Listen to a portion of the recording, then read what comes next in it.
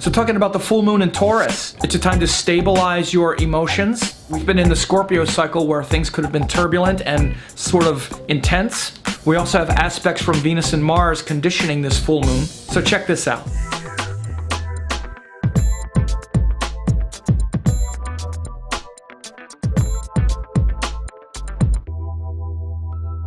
So doing this full moon forecast, it's the full moon in Taurus, and this full moon is opposite the sun in Scorpio.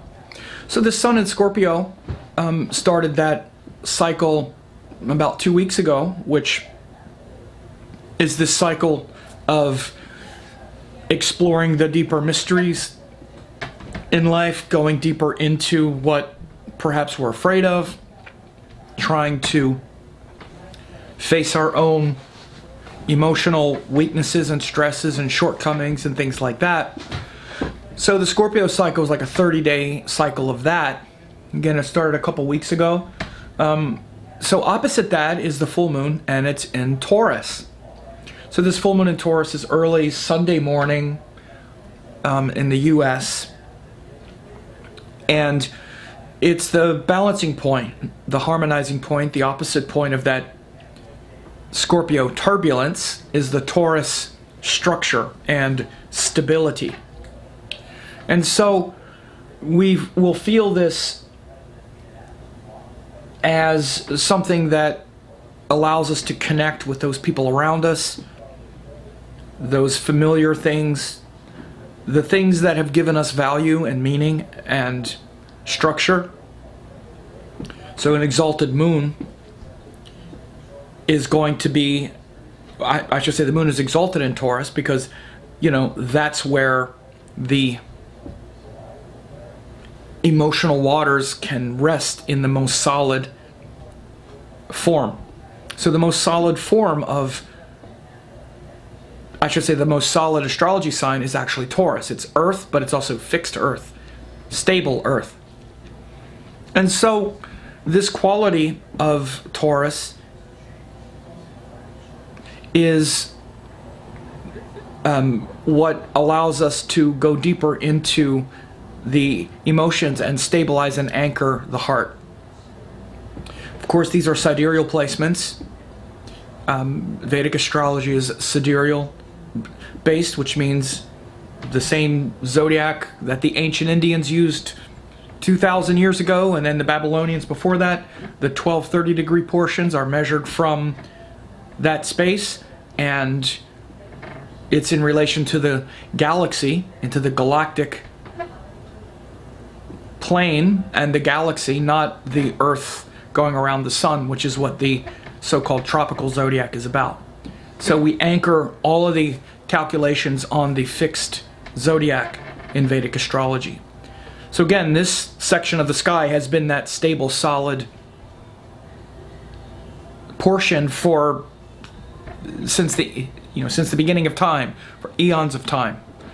So, for instance, in Western astrology, it's Gemini, which is a very different energy because of the seasons. So if you calculate it using what they call tropical zodiac, which actually measures the Earth going around the sun and then projecting that into space, you know, again, as you can see, it's not the same as those fixed portions, those celestial portions. Or I'm sorry, those celestial portions.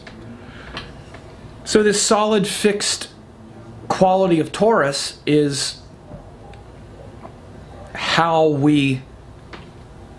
it can experience this full moon. So notice the things around you and the people around you and the cycle that you've been going through for the last couple weeks, which maybe has this Scorpio kind of turbulence, uncertainty, stress, worry, fear, maybe even paranoia, and like feeling like things are kind of like psychologically and emotionally stressful and uneasy. Notice how over this full moon weekend or around this time you feel settled, like okay, and you kind of land in a place that feels sort of like home, or that feels anchoring. In the midst of the turbulence of the Scorpio cycle, the full moon will anchor it and make it feel more grounded and kind of landed, rather than the turmoil. So notice how those things, and connect with those things that are deep and eternal, and that literally means eternal, like your eternal teachings, but also in the form of the people around you that are enduring, that have stuck with you and your family, and those things that are not going to change just because you're going through some big emotional drama.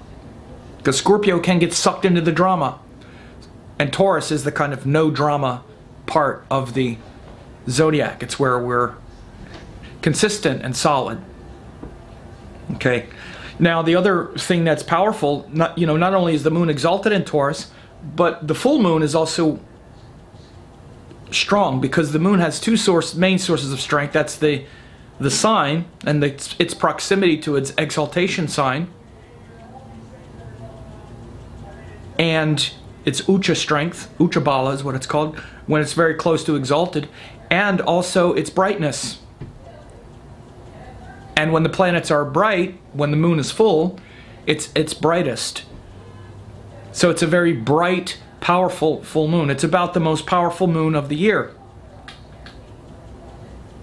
So this powerful full moon, not only is it full, which is strong, but it's in its exalted sign, Taurus, which is strong.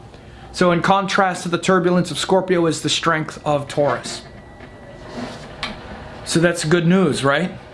Feeling like, okay, something is solid. Even though things feel uncertain, something is really solid. So connect with that solid thing in your life. Because it might be hard to have focused lately or something, because you're just emotional and focused on the uncertainty. So in addition to that, we have a couple, especially an important aspect from Venus and also Mars. Mars is giving an 8th house aspect, which can amp up the perhaps contentiousness. There could be some contentiousness and potential for arguing or struggling. But there's also the aspect from the moon. I'm sorry, the aspect from Venus. But it's Venus in Scorpio, which is part of the drama right now. Venus in Scorpio is also making our relations with others potentially stressful. But it could also be, potentially very deep and transformative.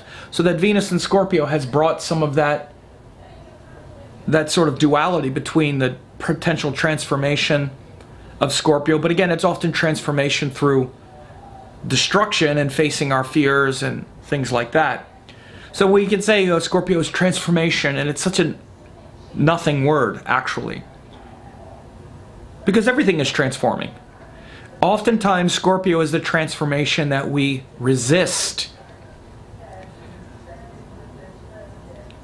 Most transformation comes through like dual signs, like Gemini, Virgo, Sagittarius, Pisces.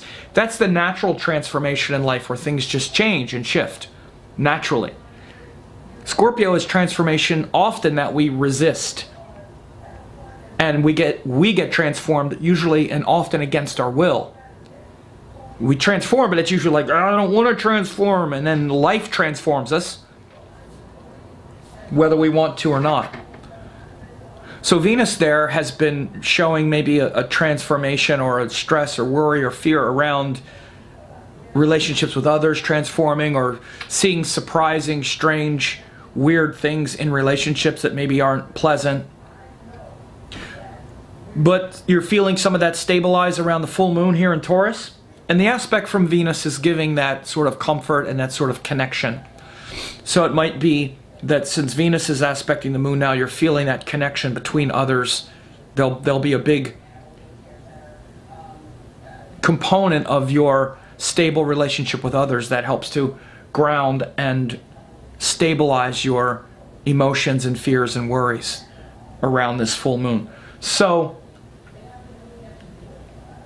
again, Mars tends to bring some restlessness and stress in there a little bit, because Mars is in Libra aspecting the 8th house, or his 8th house aspect is what's affecting the moon. So I hope this is helpful, and if you want to know how this affects your sign, you can join my astrology training lab, only 50 cents. You can see how this will affect your sign, because it affects each of the 12 signs completely different.